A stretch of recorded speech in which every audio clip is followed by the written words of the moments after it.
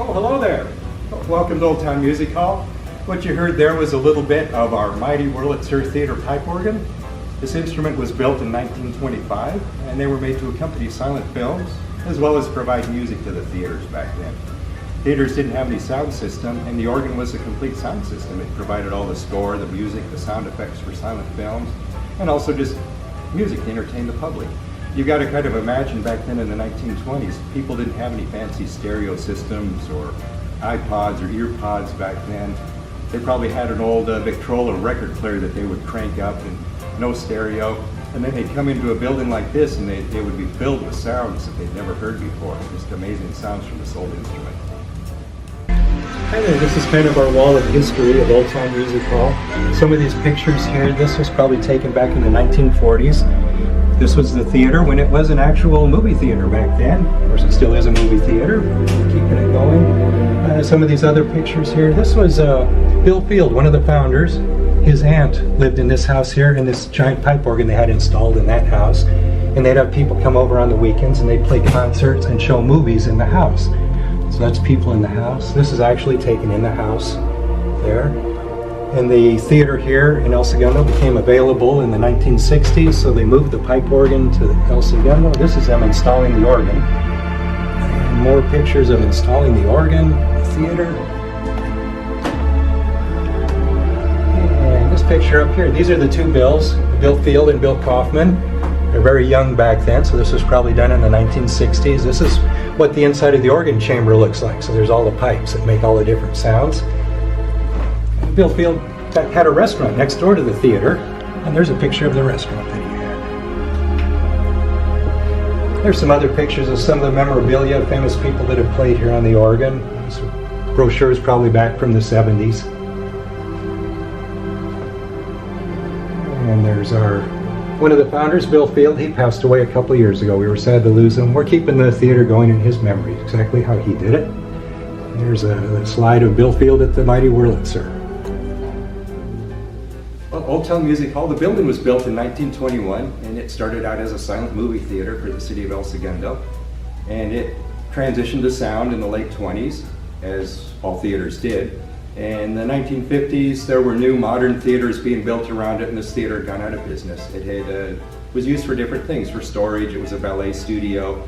Everything was removed. It was just a big empty building. And then in the 1960s, the founders of Old Town Music Hall, Bill Kaufman and Bill Field, had rescued this mighty Wurlitzer out of the Fox West Coast Long Beach Theater.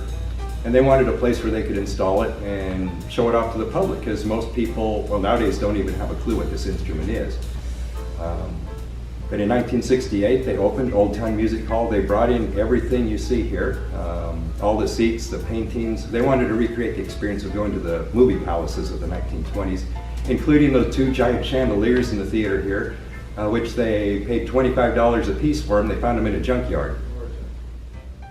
But my father purchased the building in 1967 or 68. I was in high school then as a senior. And that's how my family acquired the building. Before that, it was the State Theater. And then when my father purchased it, it was nothing but storage. But he purchased it for the price of what used bricks cost at a lumberyard, which is kind of a funny story, I thought, because they couldn't come up with a price. So he went and figured out how many bricks could be in the building and found out the price of used bricks and made them an offer on that, based on that, and they said, sure, we'll take it. And at that point, Bill came up and wanted to rent the building to put the Old Town Theater organ in. And at that point, it probably took them a couple of years, because at that point I got drafted and went to Vietnam. So I missed out on probably some of the construction of the theater as it is today. Again, this is a mighty Wurlitzer. These instruments were made to simulate an orchestra, which, like right here, it says it's a unit orchestra. In Wurlitzer's marketing, well, some of the really large theaters would have an orchestra that would accompany the silent films. And Wurlitzer's marketing plan was to fire the orchestra and hire an organist. So Wurlitzer had built about 2,500 of these instruments back in the 1920s. They were very short-lived though. Like this is in 1925. By 1928, movies had sound. They invented sound for movies. And overnight, these instruments became obsolete. Many theaters, sadly, took them out back and busted them up and hauled them to the dump. They didn't want them. They took up a lot of space. A lot of theaters just stopped making payments on them, and then Wurlitzer came and repossessed them. Fortunate that some people, like the founders of Old Town Music Hall, rescued this one out of the Long Beach West Coast Fox Theater, which that theater had been demolished, and this organ probably would have been torn down with the theater. So it's very sad that there's such a lost art and a lost technology to make all the parts. A little bit about the sounds you heard. This instrument is completely acoustic. There's two giant blowers in the basement provide all the wind for this thing. Behind the back wall, there's over 2,700 organ pipes, and it's all wind driven and organ pipes. Some of them are like the size of a pencil, all air driven. Some are metal, some are wood. That's kind of a flute sound. Some have little reeds in them that make the sounds. This has got a tiny reed. This is supposed to be a trumpet. So all the different sounds are just provided by, or created by air. Some of the largest pipes are 16 feet tall. They go from the floor all the way up to the ceiling, and those give the really deep bass notes. And different types of materials, different types of metals and woods create the different sounds. Some will sound like clarinets or flutes, trumpets, basically all the instruments in an orchestra. Also another thing too is it has tuned percussions, vibraphone and xylophone and glockenspiels. And normally all those in the theaters were hidden behind grillwork and screens. You couldn't see any of it. All you would see is just the organ console, and nobody had any idea what was making all the sounds. So we've got all of our percussion instruments are all on display here. They're painted with black light paint so everybody can see it. See them move. It's always fun playing the sound effects. If there were horses in the film, the organ would add horses to it. Could be a train whistle or a boat whistle, an old telephone or a doorbell. If there were birds, or if there was a love scene in the movie, the organist could provide birds. Let's see, another thing too, a great big gong. If somebody is falling down and then the organist would do that gong, it kind of makes a fall down sound. We show a lot of the old Hollywood classics from the 1930s and 40s. We'll do a silent film from the 1920s about once a month with live theater organ accompaniment, exactly how it was shown 100 years ago. And we have been starting to show some more modern movies too. Silent films, back when the films came out, there was usually a score sheet or at least a cheat sheet for the organist to look at. And it would kind of say like, well, 10 minutes into the movie there's going to be a car chase, and then 15 minutes will be a love scene. So the organist kind of knew what sort of songs to play on the organ. A lot of it was just improv, just playing songs out of his head, whatever went with whatever he was seeing on the screen. And also adding the right cues, sound effects, getting the right cues for the sound effects, the sirens and horse hooves and crash cymbals and all that would go along with the silent films. Yeah, probably one of my favorite silent movies would be The Man That Laughs. And it's a pretty good story about Comprachicos. They were like a gypsies who would take children. People would either sell their children to these people, or they would steal children, and then they would deform them, and then use them for court gestures, for entertainment for the people with rich money. But this story is about this boy they take and they put a permanent smile on him. And as he grows up, he becomes a pretty decent looking guy except for his smile. But he ends up befriending this older gentleman that has like a gypsy wagon, but he has a blind daughter. And he falls in love with the blind daughter. They end up sort of taking care of each other. And the blind daughter doesn't know this guy has this permanent smile, and he's really laughed at by everybody. You know, he's just a scoundrel in town, but to her, you know, it's the love of her life. It's a sad love story, but it's really good. And it's all done silently. And the music that the guy plays, the organist plays, is the feeling.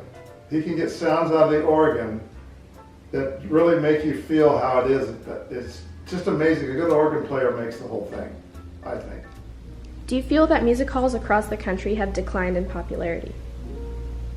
I think they have with things like social media and Facebook and YouTube and video streaming. So many people are just watching movies at home now.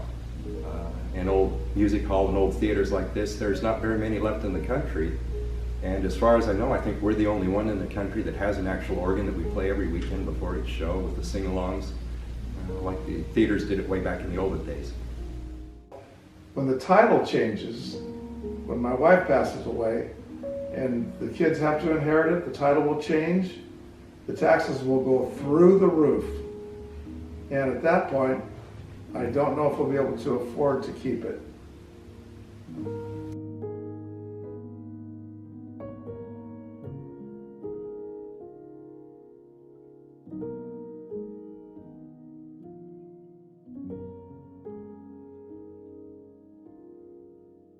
Here, but I have noticed the theater has changed a lot. Back then, it was just old. It seemed like old people coming to the movies here, and we'd be lucky if 20 people showed up. We'd consider that a good day. And now it's a much younger crowd. We don't have very many seniors. It's all young people and families coming to the theater, and we're selling out for a lot of the shows. Like our show today is completely sold out. There's no seats left at all, which is very unusual for a silent film. I think people have kind of found out about this place. A lot of people never knew it existed, and it's kind of fun because I'll see people walk by and I'll open the door and I'll let them come in and look, and they say, wow, I've lived in El Segundo for 20 years and I never knew this place was here. And then they come to a show and they're just fascinated. It's like going back in time, and then they tell their friends and their friends tell their friends. And for the shows, it seems like at least half the audience is new people that have never been here before. So there's people dress up for the movies and come. So there's a group there's groups that do that. Like for the monster movies, they'll come dressed up like monsters. You know, if it's I don't know what the area would be, Victorian type movies, you know, they would come dressed up more Victorian. Some people with top hats and with suits, you know, with vests and ties, and it's amazing. People are really getting into it. This is more of an experience like things used to be back in the 1920s to see a movie. We do an organ performance before each show. We'll do a sing-along. The screen comes down with the words on the screen. And people sing songs from the 1920s that they don't know the words for. So it's a lot of fun. And we'll do an old Bugs Bunny cartoon. We have an intermission. We have cheap snacks. $5 get you soda and a popcorn, which you won't find that in any Regal cinemas nowadays. And then the feature presentation. So for your admission to come in, if it's a full show.